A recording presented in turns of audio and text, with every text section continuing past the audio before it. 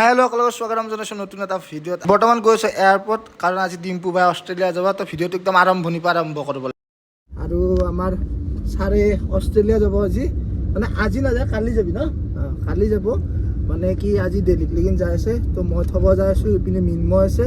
এতিয়া মানে কি মিন্ময়ক আনিব যাই আছোঁ ঘৰত। তো এনেকৈ একেলগে গুচি যাম। নলবাৰীখনত মানে এটা বস্তু ভাল লাগে, অলপ বৰষুণ দিলে মানে আমাৰ এতিয়া নদী হৈ যায়, সাগৰ চব। তাৰমানে যিহেতু অষ্ট্ৰেলিয়া যোৱা কথা, তো অলপ তেল চেল ভৰাই ল'ব ৰ'ব। আৰু কি আৰু একেদিন আমিয়ে চলাম গাড়ীখন। তো যাওঁ দা ন, পইচাটো ভালকে ৰাখবা। মিন্ময় আহি পেলাই ছাৰ এয়াৰপৰ্ট যাম। অষ্ট্ৰেলিয়া তেলটো লৈ যাম। গৈ আছোঁ এয়াৰপৰ্ট, মানে অষ্ট্ৰেলিয়া।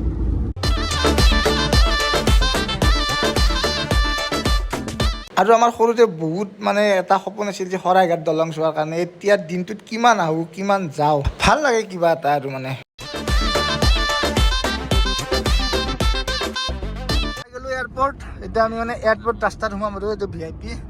প্ৰথমবাৰৰ বাবে মই আহিলোঁ লোকপ্ৰিয় গোপীনাথ বৰদলৈ ইণ্টাৰনেশ্যনেল এয়াৰপৰ্ট, গুৱাহাটী। তো ছাৰ আপোনাৰ ডেষ্টিনেশ্যন আহি পেলাই কেনাই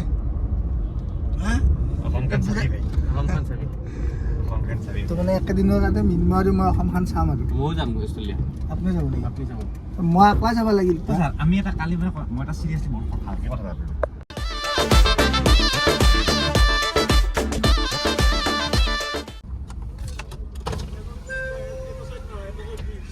এইটো কি বস্তু?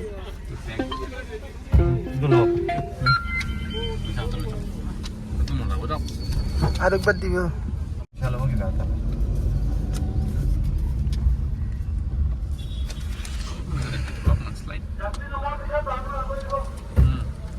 যাত্ৰী নমাৰ পিছত বাহনটো আগুৱাই দিব।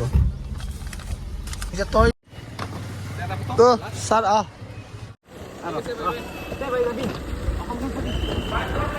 Bye bye. আহ আহ হ'ব। আহি থাকা তুমি। অ' ছাৰ ভিতৰত সোমাব লাগিব ন? তই যাবি ভাই, কেংগাৰু লৈ আহিবি দে। তো ইয়াক আমি বাই বাই দিলোঁ আৰু মোটামুটি 15-20 দিনৰ কাৰণে। তো এতিয়া আমাৰ মিন্ময় মোৰ কিবা অলপ কাম আছে, পিছফালে খুৰা আছে, খুৰাৰো কাম আছে। খুৰাক নমাই কিনে আমি আমাৰ কামখিনিতে কৰি আছোঁ চক মালিগাঁৱত। মানে ছাৰ আমি ইয়াতে মোটামুটি 1 ঘণ্টাৰ বেছি হ'ল। আমি মোটামুটি মালিগাঁও চাৰিআলিৰ পৰাই কামাখ্যাগেট পাওঁতে আমাৰ 45 মিনিটমান সময় লাগিল। ডিম্পু আগতে দিল্লী যাই পাব আমাৰ। তো মোৰ কামটো হৈ গ'ল। আৰু এতিয়া মানে কি ইহঁতৰ দোকানৰ কাৰণে ফ্লোটাৰ মেচিন এটা চাব যাই আছোঁ। মানে কি কৰে এইটো দি? ষ্টিকাৰ কাটিং কৰে, ৰেপিং কৰে বাইকৰ। মানে ষ্টিকাৰগিলা যে বনায় তাৰে সেই বস্তুটো ন? তো এতিয়া মানে আজি নলওঁ, মোটামুটি এসপ্তাহমান পিছত সেইটো বস্তু মানে দোকান ফৰ বাইকাৰ্ছত পাই যাব। নতুন গানত আপোনাৰ পুৰাখন নতুন গানত পাই যাব এইটো। এইটো এতিয়া চাব যাই আছোঁ। তাৰপিছত আমি ডিজাইন বনাই যাব, যেনেকুৱা যি লাগে। আপোনালোকৰ নিজৰ নিজৰ মুখখন যদি কাটি ল'ব লাগে সেইটো দিব পাৰিব, যি লাগে। তো এতিয়া সেইটো বস্তু চাব যাই আছোঁ, দেখাই আছোঁ কেনেকুৱা মেচিনটো আপোনালোকক দেখাই আছোঁ। যিটো মেচিনৰ কথা কৈছিলোঁ, গোটেই মেচিন। দাদা এইটোৰ দাম কিমান আছে? 3 লাখ? এইটো 3 লাখ। আচ্ছা, তা আমি কোনটো নিম? আমি নৰ্মেল এইবিলাক আপোনাৰ নৰ্মেল মেচিন দিম, গুচি যায়। তো যেতিয়া ধাৰটো কমি যাব তেতিয়া আছে কাটিংটো তোমাৰ ভাইব্ৰেট নিচিনা হ'ব। তেতিয়া জাষ্ট পুছ কৰিলোঁ, ওলাই গ'ল ব্লেড।